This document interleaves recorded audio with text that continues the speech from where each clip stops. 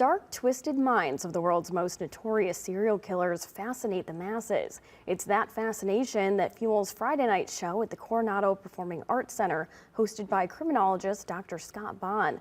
I sat down with Dr. Bond for a sneak peek into the complex, diverse psychology behind some of America's worst crimes.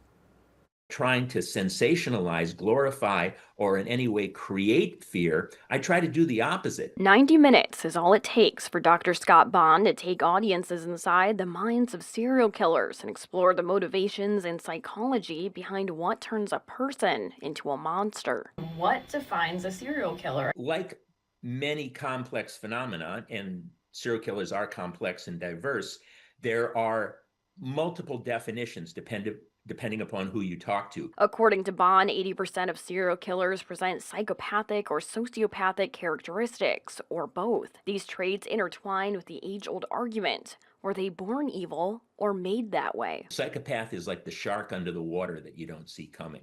So sociopaths they're more prevalent.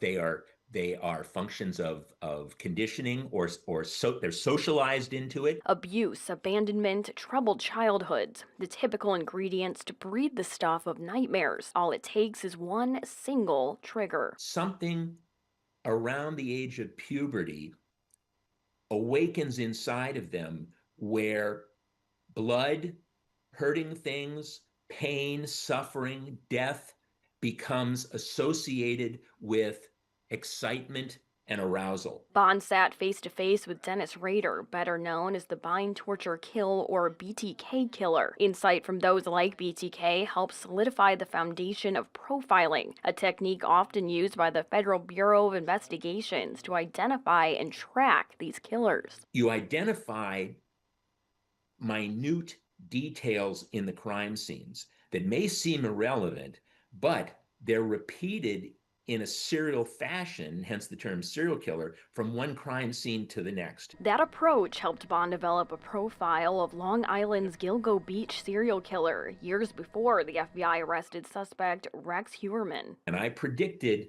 back in 2011 that this would be a family man, middle-aged, white male. A study from Edison Research found 84% of the U.S. population 13 and older consume true crime media. Whether it's fictionalized killers or just the retellings of these killings, I mean, what is drawing people to these things? Things that these individuals do, it's so incomprehensible.